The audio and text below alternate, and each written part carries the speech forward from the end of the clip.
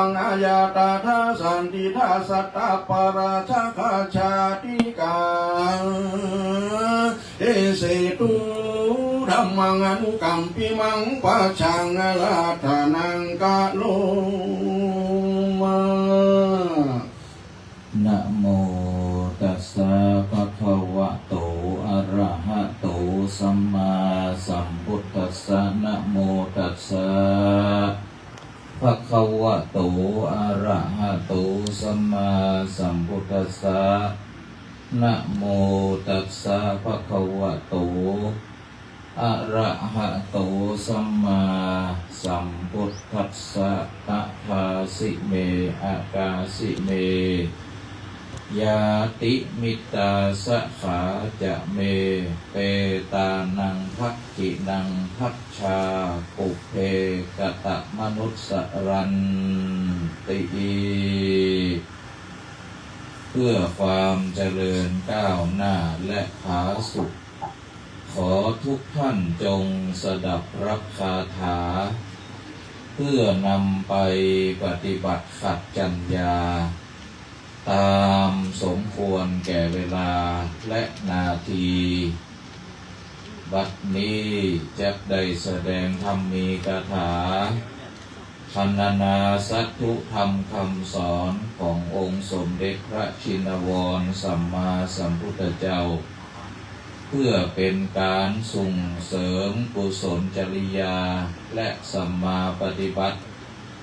ของคณะสมณศรัทธามูลศรัทธาที่ได้มาแสดงความเป็นญาติประกาศเกียรติคุณมาแสดงออกถึงความเกื้อกูลเรื่องความสมัครสมานสามัคคีได้มีไมตรีแก่ท่านเจ้าภาพปรารภการบำเพ็ญบุญกุศลในงานชาปนกิจศพของพ่อแสนกาจารีอายุไขวัย88 ปีก็มีคณะลูกหลานได้นำสรีระสังขารของพ่อได้มาบำเพ็ญบุญกุศลตามลำดับ3 คืน 4 คืนที่ผ่านมาวันนี้เป็นวันสุดท้ายก็มีสมณะศรัทธาก็คือท่านอาจารย์พระครูโสพลวีระบัณฑิตผู้ช่วยศาสตราจารย์ดร.เจ้าวาดวัดท่าหัวเจ้าคณะตำบลบ่อแห้วประธานหลักสูตรพุทธศาสตร์บัณฑิตในฐานะเป็นหลานพร้อมกับ4 ภรรยาของคุณพ่อก็คือแม่จันแก้วกาจารีอาจารย์สุจิตราเพชรดำรงนางสาวกนกเพชรดำรงก็ตลอดถึงญาติมิตรเข้ามาระลึกถึงคุณงามความดีของคุณพ่อได้มาบำเพ็ญบุญกุศลนำสรีระร่างศรัทธาสาธุชนทั้งหลายประเพณีชาวพุทธของเฮาเมื่อมีการล่มหายตายจากเฮาทั้งหลายก็นำเอาคนตายมาเป็นครูคนอยู่ก็มาทำตัวเป็นนักเรียนเอามาเป็นครูก็คือเอาเห็นสัจธรรมปรากฏเพื่อให้เราได้ลดมานะละทิฏฐิแล้วก็นอกจากนั้นเอามาทำตัวเป็นนักเรียนก็คือมาบำเพ็ญบุญกุศลเพื่อเราเอาไปใจตนให้เกิดประโยชน์เห็นโทษของความประมาทที่สำคัญจะได้ฉลาดในการใช้ชีวิตเนี่ยได้ประโยชน์2 ส่วนประโยชน์ส่วนที่1เขาก็เพื่อส่งสการต้านขาบบำเพ็ญบุญกุศลไปยังจุดจิตดวงวิญญาณของผู้วายชนหลังจากละสังขารตามความเจื่อเขาก็ดีตามเหตุการณ์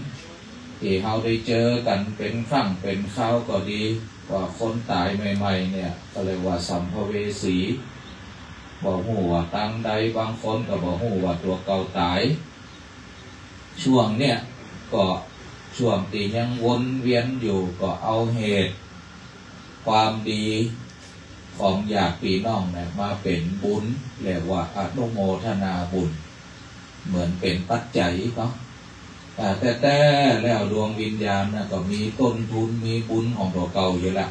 ถ้าจะเปรียบเหมือนต้นไม้เนาะสไตล์ญาติโยมต้นไม้เนี่ยที่มันอยู่ได้มันก็สมบูรณ์ในตัวของมันเพราะว่าหากกะกิ่งกะใบกะลำต้นก็กะเนี่ย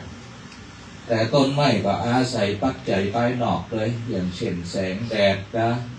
น้ำกะดินกะนี่นะหนุนเสริมเมื่อมันเจริญงอกงามการที่จะตาชีวิตของมนุษย์บอกว่าในโลกนี้ก็ดีในโลกหน้าก็ดี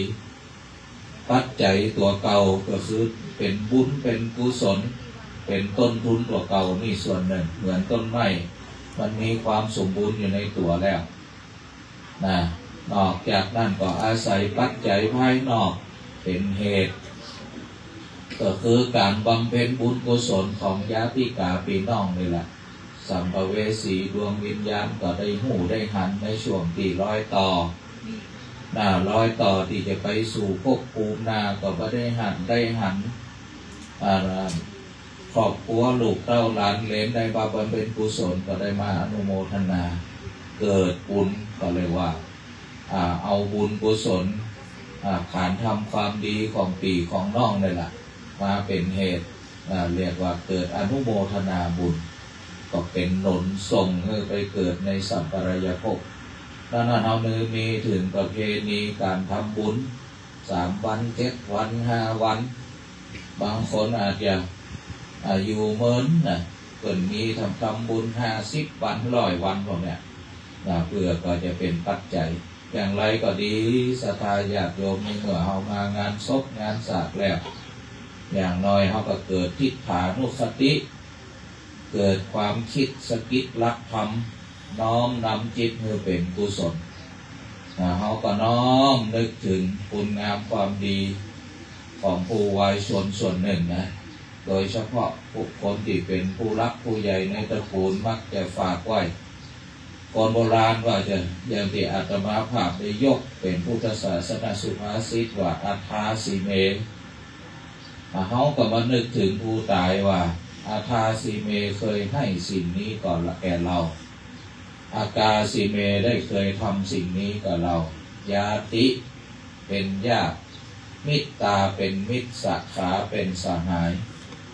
สาขาจะเมเปตานังทักขินังทัชชาเอาทั้งหลายจึงป่ากันมาบำเพ็ญทักษิณาทำบุญทักษิณาแก่ผู้วายชนนะนี่แหละก็เอาก็ทำตามพุทธคำสอนที่พระพุทธเจ้าสอนไว้ที่นี่มานึกถึงความดีของผู้เป็นพ่อเป็นแม่ผู้รักผู้ใหญ่เนี่ยเปิ่นบอกว่าผู้รักผู้ใหญ่เนี่ยเปิ่นบอกว่า1แสดง3โลก2ก็คือประโยชน์3อย่างดี3ทางห่าง3โทษโปรด3ตีเนี่ยเขาก็มันจะย่อเอาเนาะสไตล์ญาติโยมนะเพื่อเขาจะนึกถึงคุณงามความดีของคุณพ่อแสนนะเปิ่นแสดง3โลกได้จะได้ในช่วงที่มีชีวิต1โลกมนุษย์เนาะโลกมนุษย์2โลกแห่งเทวดาเขาเรียกว่าเทวโลก3ก็คือพรหมโลกนี่ผู้เป็นผู้รักผู้ใหญ่เนี่ยถ้าเขาอยู่ใกล้ๆได้เห็นเปิ่นแสดง3โลกให้ลูกให้หลานให้ละเอกละอ่อนให้อนุชนรุ่นหลังเพื่อเป็นแบบอย่างแบบแผนแบบฉบับโลกมนุษย์ก็คือมนุษยธรรมเนาะสอนให้เขารู้จักเข้าสังคมมีน้ำคิดน้ำใจมีศีลมีธรรมเนี่ยมักจะสั่งจะสอนตึงสั่งตึงสอนตึงแสดงให้หันคือน่ะเป็นแบบอย่างโลกที่1กับโลกมนุษย์ทำให้ลูกให้หลานอยู่แล้วอยู่ในโลกมนุษย์แล้วได้หลอดปลอดภัยได้ดิบได้ดีก็เป็นปัญหาอุปสรรคต่อโลกมนุษย์โลกแห่งเทวดาเขาเรียกว่าเทวโลกเทวดาเนี่ยก็จะมีธรรมะอยู่2ข้อก็คือหิริโอตตัปปะสัมปันนาก็คือมีละอายใจตัวเกรงกลัวต่อบาปนี่ดังนั้นคนเป็นพ่อเป็นแม่ได้สอนลูกละอายใจตัวเกรงกลัวต่อบาปแล้วลูกนี่ก็เรียกกำลังสอนให้ลูกเดินทางไปสู่ ความเป็นเทวดาเป็นลักษณะของเป็นเทวดาในโลกมนุษย์เป็นเทวดาหลังจากล้มหายตายจากและสุดท้ายก็คือพรหมโลกเขาบอกหูบางหันพระพรหมแต่พระพรหมเนี่ยมักจะแสดงโดยผ่านปฏิปทาของผู้เป็นพ่อเป็นแม่เรียกว่าพรหมวิหารธรรมนะดังนั้นอยากจะหูว่าพระพรหมเนี่ยเป็นจะได้กับมาดูที่พ่อที่แม่คือเมตตากรุณามุทิตาอุเบกขาก็เรียกพรหมวิหารธรรมดังนั้นก็ดูได้ว่าพระพรหมคนมีธรรมะที่นี่แหละมีความฮักมีความเอ็นดูสงสารมีความยินดีติลูกได้ดีและสุดท้ายก็คือมีความเป็นกลางในที่สุดแล้วก็คือลูกได้เจริญก้าวหน้าก็ได้ไปก้าวกายชีวิตลูกจนเหมาะจนควรจนล่ำเส้นนี่เขาเรียกว่าอุเบกขานี่3 โลกประโยชน์3 อย่างนี่ก็เหมือนกันเนาะพ่อแม่ผู้รักผู้ใหญ่มักจะสอนว่าเป็นคนอย่าทิ้งประโยชน์3 อย่าง1ประโยชน์ตนต้องตั้งตนให้ดีสร้างตนให้ดี2ประโยชน์แก่ญาติอย่าไปทิ้งญาติพี่น้องแต่สุดท้ายก็คือประโยชน์สังคม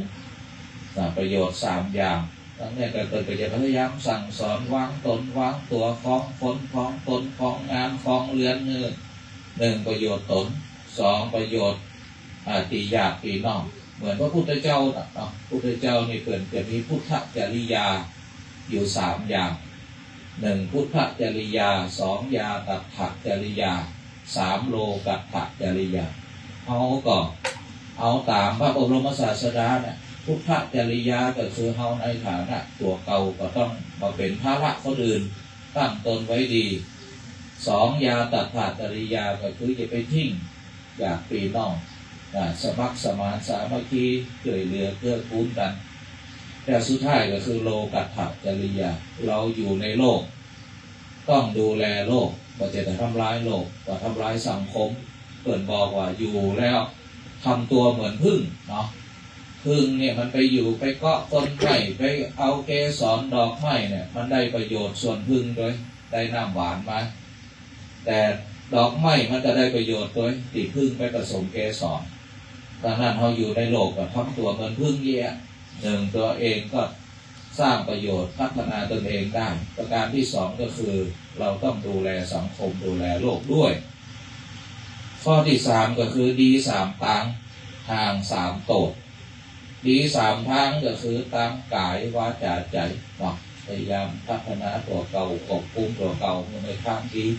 ภาษาพระเขาเรียกว่าสุจริต3กายสุจริตดีทางกายวจีสุจริตดีทางวาจามโนสุจริตดีทางใจห่าง3 โตดสิ่งที่จะเป็นโตดแก่เฮาเนี่ยก็มี3 อย่างห่าง3 โตดก็คือโลภโกรธหลงนี่อันตรายถ้าเขาควบคุมอย่างอยู่ตึงวันเนี่ยนะคนโลภนักก็ผิดศีลผิดธรรมผิดกฎหมายในที่สุดก็มีแต่โตแต่ภัยโลภโกรธก็เหมือนกันก็คุ้มความโกรธก็มีแต่เอาได้ยินข่าวที่ตชดไปทะเลาะกับวินนี่ก็เริ่มต้นจากความโกรธนี่แหละในที่สุดก็ใจความรุนแรงใส่กันเนี่ยแล้วก็หลงความหลงเนี่ยมันทำให้เราบ่หูจักฐานะบ่หูจักประมาณตนลุงลังเหมือนเดินทางไปที่มืดมืดนี่หลุมอยู่ที่ไหนซัดไล่อยู่ที่ไหนเสียงไผ่ที่ไหนบอกคอยนั้นคนที่มีความหลงเหมือนกันบ่หูหน้าหูหลังบ่หูจักโทษจักไผ่มากอย่างทำตามไปหูแห่งกรรมก็เสียหายนี่ก็ระมัดระวังห่าง3 โตดโปรด3 ตีคนเฮาต้องโปรด3 ตี3 ตีคืออย่างทำทานเพื่อขจัดความตนีคนเฮาถ้าโลภนักบางทีก็เปิ่นบอกว่าคนโลภเนี่ยถ้าควบคุมมันอยู่ในระดับดีเหมือนความหิวเนาะคนหิวธรรมดาก็จะเวลาหิวก็ไปซอกหากินถ้าหิวนักศรัทธาญาติโยมสกปรกแค่ไหนก็จะกินนะเหมือนแมลงวัน เนาะสกปรกก็ถึงไปคนที่หิวนักเนี่ยอาหารที่แมลงวันตอมก็ถึงจะกินนะเพราะมันหิวล่ำสนว่าสะอาดหรือสะอาดสกปรกหรือสกปรกคนที่โลภนักเนี่ยเกินตัวเนี่ยมักจะไม่สนใจวิธีการไม่สนใจศีลธรรมไม่สนใจกฎหมายบ้านเมืองดังนั้นเขาต้องกำกับโดยการใจทานใจศีลใจภาวนาเนี่ยเขาเรียกว่าโปรด3 ปีวันนี้ก็ฝากชาติธรรมสกายอยากเดียวเอาละได้อาจารย์พระครูโสพลก็บอกว่าก็จะได้ทำพิธีศาสนาเสร็จสิ้นปีนี้เนาะก็ได้มามีโอกาสได้มาเทศเนื้อข้อคิดสกิดรักธรรมเนื้อขณะสมณะสภาก็มีท่านอาจารย์พระครูโสพลมีละบัณฑิตในฐานะเป็นหลานเป็นหลานแล้วก็แม่จันแก้วกาจารีในฐานะภรรยาตลอดถึงลูกเต้าหลานเหลนตลอดถึงมวลญาติมิตรทั้งหลายได้มาร่วมกันบำเพ็ญบุญกุศลในครั้งนี้ได้แสดงออกถึงความรักความอาลัยความกตัญญูกตเวทีต่อผู้วายชนก็คือก่อแสนกาจารีผู้จากไปอิมินากตะปุญเยนะโดยพลาบุญอานิสงส์ที่สมณะสตามูลสตาตลอดถึงคณะสตาญาติมิตรทั้งหลายได้บำเพ็ญแล้วนี้จงเป็นพลวะปัจจัยอุปนิสัยตามส่งไปถึงยังรวมวิญญาณของพ่อแสนกาจารีได้มาร่วมมาอานุโมทนาเสวยเป็นทิพยสมบัติในทิพยวิมานสมดังเกียรติจำนงคณะเจ้าภาพทุกประการอาตมาภาพเทศนาธรรมมาก็พอสมควรแก่เวลาขอยุติลงไว้แต่เพียงเท่านี้เอวังก็มีด้วยประกาศนี้สาธุ